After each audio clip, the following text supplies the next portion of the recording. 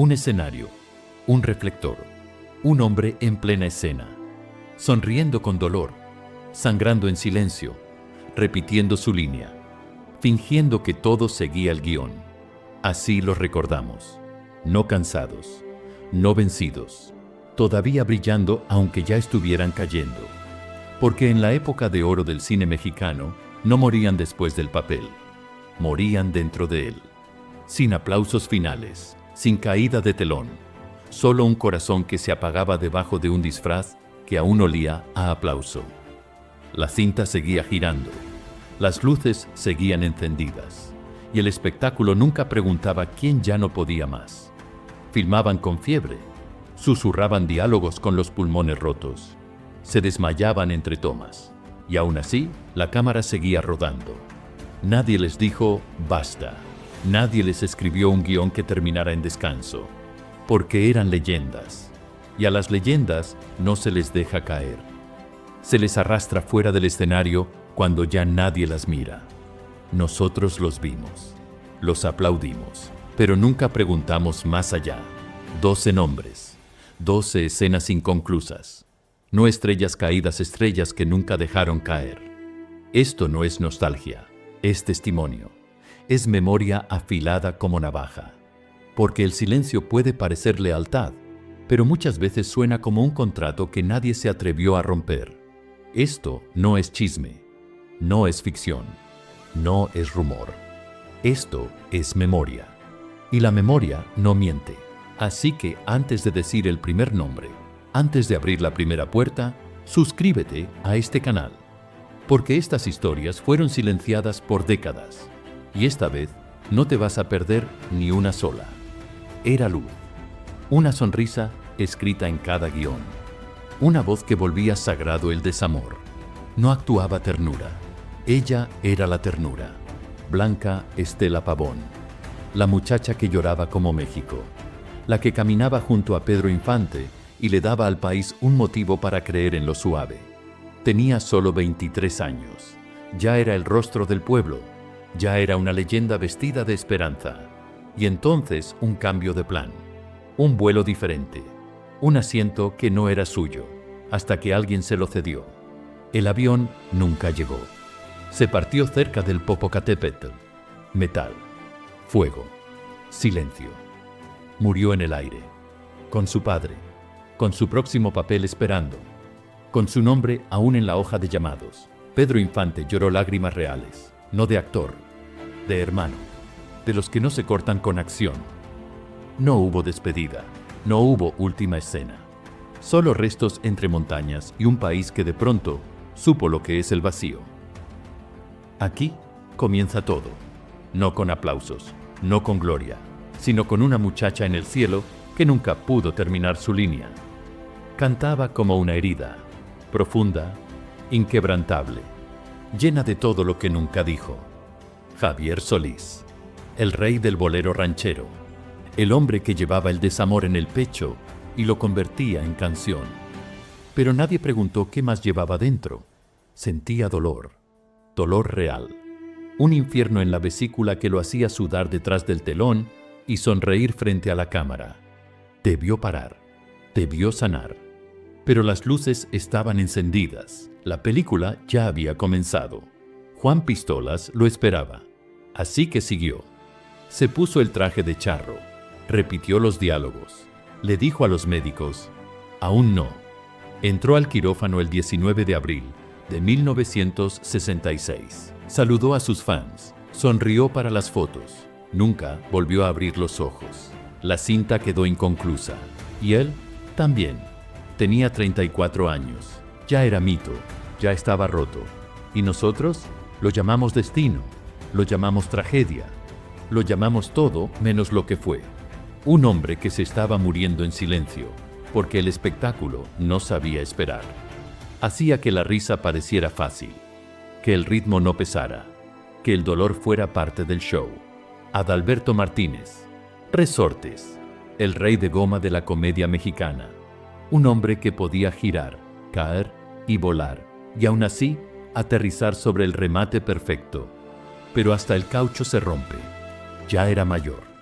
Su corazón estaba cansado, pero seguía grabando. El rey de los taxistas. Ese era el título. Su último papel. Y no quería dejarlo inconcluso.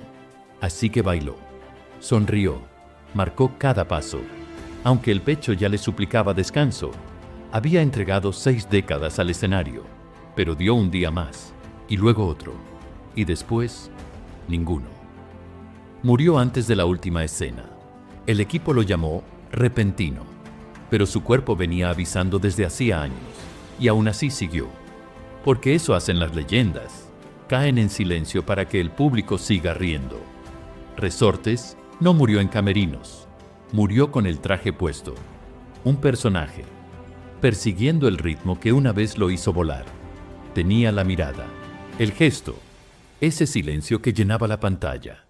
Miguel Torruco, un nombre que brillaba en los carteles antes de echar raíces. Le decían el James Dean mexicano, pero con ojos más suaves y una tristeza que ningún guión podía fingir. Estaba filmando Horas de Agonía, una historia de suspenso, un hombre contra el tiempo. El título era demasiado perfecto, porque el tiempo también se acababa fuera de cámara. Amaba la velocidad, las motos, esa sensación de escapar de algo que nadie sabía nombrar. Un accidente, un choque, y el papel quedó incompleto. Tenía apenas 28 años, sin gira de despedida, sin homenaje, solo un silencio repentino donde antes vivía el talento. Su personaje nunca cerró el arco, su escena nunca llegó al clímax, y su vida terminó más rápido que cualquier grito de ¡corte! Murió joven, pero no pequeño, porque a veces los que más brillan se apagan antes de que el encuadre esté listo para sostenerlos. Era la voz de México, la quijada del honor, el uniforme del orgullo. Jorge Negrete no interpretaba héroes, los encarnaba. Cada nota que cantaba llevaba el peso de una bandera, cada escena una marcha, un mito hecho carne. Pero a los héroes no se les permite sangrar, no en público, no cuando el país todavía los necesita. Estaba enfermo, cirrosis, comiéndolo por dentro, pero los guiones seguían llegando, y la cámara no preguntaba, filmaba reportaje, una película más, una canción más. Una oportunidad más de mantenerse de pie cuando todo dentro de él ya se venía abajo. Sonrió para la prensa, saludó desde balcones, se mostró fuerte porque eso era Jorge Negrete. Fuerza con sombrero. Murió en 1953 y el país se detuvo por un instante, por un latido, como si nadie supiera cómo seguir sin el hombre que les enseñó a mantenerse firmes. Pero no murió en sus términos. Murió con el uniforme puesto, en medio del papel, aún fingiendo que el dolor era parte del personaje. Porque a veces, ser un héroe significa no poder bajarse vivo del escenario. Era el padre de una nación en pantalla y fuera de ella. Fernando Soler, el hombre de la voz firme, de la mirada serena, de la presencia que convertía el caos en orden. Interpretó jueces, doctores, padres que siempre sabían qué decir. Y durante décadas, México le creyó. Ya estaba viejo, cansado, pero seguía filmando. El gran perro muerto, así se llamaba. Su última película, un título que parecía burla del destino. El set era pesado, su cuerpo también, pero no se detuvo, porque las leyendas no se retiran. Se desvanecen lento, silencioso, con la cámara todavía encendida. Nadie le pidió que descansara. Y él nunca lo pidió. Murió antes de que la película terminara, y el país casi no lo notó, porque siempre había estado ahí, y a veces uno olvida llorar lo que creía eterno. Fernando Soler no desapareció. Se disolvió en un cine que seguía pidiendo más cuando ya no quedaba nada por dar. Ya estaba listo. Eduardo Palomo. El cabello, la mirada, la voz que detenía al país en seco. Rey de la telenovela, corazón salvaje, un rostro hecho para el close-up y una presencia demasiado grande para una sola pantalla. Se fue a Los Ángeles, quería más reto, más aire, más mundo. Pero el cuerpo escribe su propio guión, y ese No tenía segundo acto. Estaba en una cena, riendo, hablando, vivo. Y de pronto ya no. Un infarto, brutal, silencioso, sin aviso, sin línea final, sin despedida. Estaba filmando Mujer de Madera.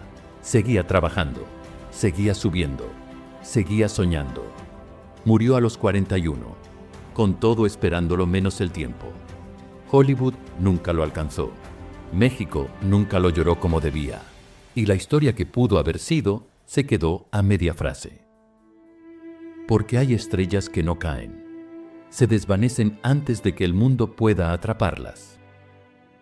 Era elegancia con acero, una voz que no pedía permiso, una presencia que no necesitaba gritar para dominar una escena. Rebecca Jones, actriz, ícono, sobreviviente. Había vencido al cáncer una vez, y cuando volvió, no se lo dijo a nadie. Siguió trabajando, siguió filmando. ¿Quién mató a Sarah? Un proyecto que la necesitaba, y ella se presentó.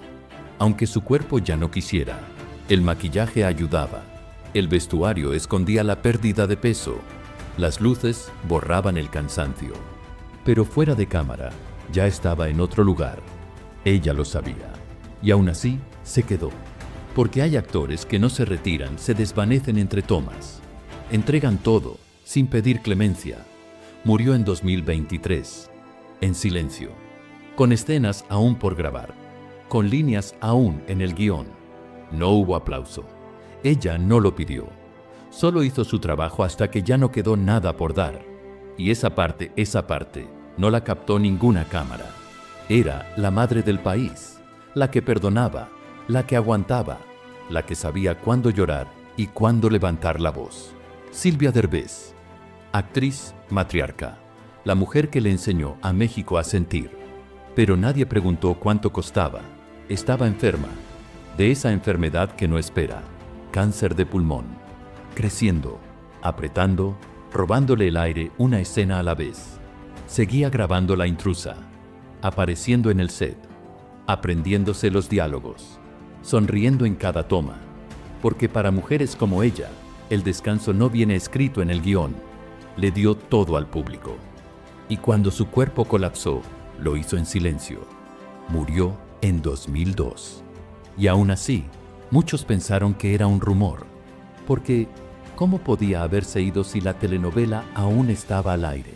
No fue solo una madre en la pantalla, fue una trabajadora, una guerrera, una mujer que se quedó hasta el final y luego más allá. Estaba en todas partes.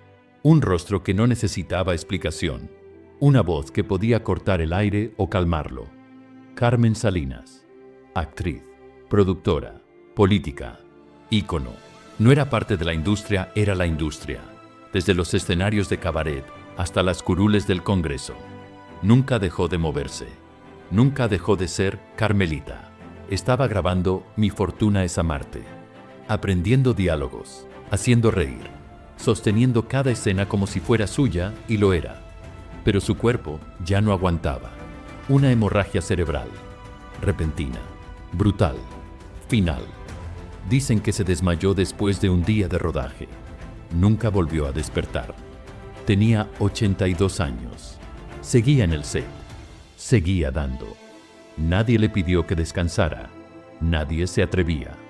Porque, ¿cómo le dices a Carmen Salinas que pare? No tuvo escena de despedida. No la necesitaba. Su vida entera fue una actuación continua y la entregó hasta que no le quedó nada por dar. Nació con una corona que nunca pidió. Enrique Álvarez Félix, hijo de María Félix, la doña, la figura, la mujer que no se doblaba. Tenía sus ojos, su voz, su fuego, pero no su control. Vivía en el séptimo. Se convirtió en príncipe de telenovela, elegante, preciso, demasiado perfecto para tocarlo, pero nadie vio cuánto le costaba mantenerse así. Estaba grabando Marisol, aún agudo, aún brillante, aún cargando el apellido como si fuera escudo y peso al mismo tiempo. Y entonces, en el set, cayó. Un infarto, rápido, público, final. Murió en 1996, en pleno trabajo, en medio de una historia, con las cámaras aún encendidas. No hubo escándalo, ni drama. Solo un silencio que llegó demasiado pronto para un hombre que nunca pidió ser observado mientras caía. Lo enterraron como el hijo de María Félix. Pero ya era algo más. Su personaje quedó a medio camino. La producción escribió un cierre, pero el vacío seguía en cada escena. Un hombre que lo dio todo por vivir más allá de su sombra, y aún así murió bajo los mismos reflectores. 12 vidas, 12 cuerpos que cayeron con el vestuario puesto. No todos murieron igual, pero todos murieron con la cámara encendida. Fueron leyendas, íconos, rostros grabados en la memoria. Pero no murieron por mala suerte, murieron por inercia, por presión, por ser demasiado necesarios para detenerse. Porque en este mundo, la cámara no parpadea, no tiembla cuando el cuerpo se rompe, solo ajusta el enfoque. El set se convierte en trampa, el vestuario en jaula, el aplauso en una cadena invisible que solo se nota cuando ya es tarde. Debieron descansar, debieron bajarse del escenario, pero el guión no tenía final para ellos, solo más líneas, más escenas, más sacrificio. Y se quedaron, aunque el cuerpo gritara, aunque el alma ya se hubiera ido. No murieron por débiles, murieron porque el sistema les enseñó que detenerse era desaparecer. Y ninguna leyenda quiere irse sin aplausos. Ellos sonreían. Nosotros aplaudíamos. Ellos caían. Nosotros decíamos, así son las leyendas. Murieron y dijimos, los grandes nunca descansan. Pero quizá nunca descansaron porque nunca dejamos de mirar. El aplauso suena a amor, pero también es una orden. Sigue, da más. No pares ahora. Y no pararon, aunque les temblaran las manos, aunque se les quebrara el aire, aunque el cuerpo pidiera cama y eligieran el escenario. Porque estábamos ahí, y nadie quiere fallarle al público. Decimos que los amamos. Pero lo que amamos es lo que nos daban, incluso cuando eso los estaba matando. No les pedimos que se detuvieran. Les pedimos una escena más, una canción más, una sonrisa más. Y la dieron, hasta que ya no pudieron. Le dieron sus voces, su juventud, sus cuerpos, su último aliento. Y la industria dijo, gracias, y siguió, sin pausa, sin homenaje, sin un minuto de silencio para las estrellas que enterró de pie. Porque en este mundo siempre hay otra escena, otro actor, otra cámara lista para grabar. Las leyendas no se retiran, se reemplazan, rápido, silencioso, como si nada sagrado hubiera pasado. El sistema nunca dijo, fuimos demasiado lejos. Dijo, el que sigue. Murieron trabajando. Y lo único más fuerte que el aplauso fue el silencio que vino después. No porque nadie los quisiera, sino porque la máquina ya estaba buscando al siguiente antes de que el anterior se enfriara.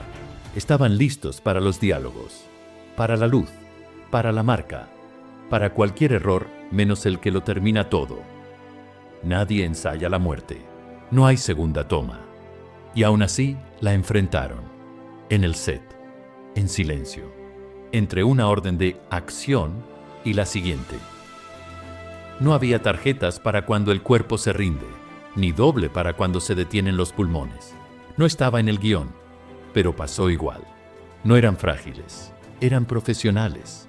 Por eso siguieron hasta que el cuerpo escribió el final por su cuenta. Nos dieron escenas perfectas. Y detrás de cada una se estaban rompiendo sin ruido, a tiempo, como si fuera parte del plan. Porque nadie les advirtió. Cuando la luz es demasiado intensa, quema. No tuvieron finales, solo cuadros cortados, líneas inconclusas, historias abiertas como heridas. Pero esto no es la última escena, porque sus nombres aún resuenan. Sus rostros siguen ardiendo en los rollos. Sus voces aún viven en cajones llenos de guiones que nadie se atreve a tirar. Ellos dieron su último aliento a la ficción. Ahora, la memoria los devuelve a la verdad. Pueden haberse ido, pero su ausencia grita más fuerte que cualquier aplauso. Cada papel incompleto, cada final perdido, nos recuerda algo. El espectáculo siguió, pero el dolor nunca salió de pantalla. Y si los olvidamos y dejamos de decir sus nombres, no solo mueren, desaparecen. Y las leyendas no deben desaparecer. Esto nunca fue nostalgia, fue memoria. Memoria que muerde, memoria que resiste, memoria que se niega a dejar que se vayan en silencio.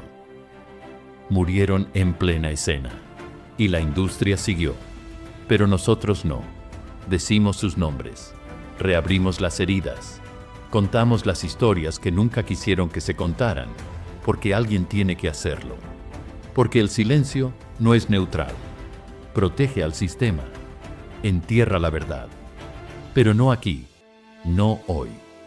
Si esta historia te tocó, si crees que estas vidas merecen más que aplausos, entonces suscríbete. Porque cada nombre que rescatamos del silencio es un fantasma menos perdido en la máquina. Y aún no hemos terminado.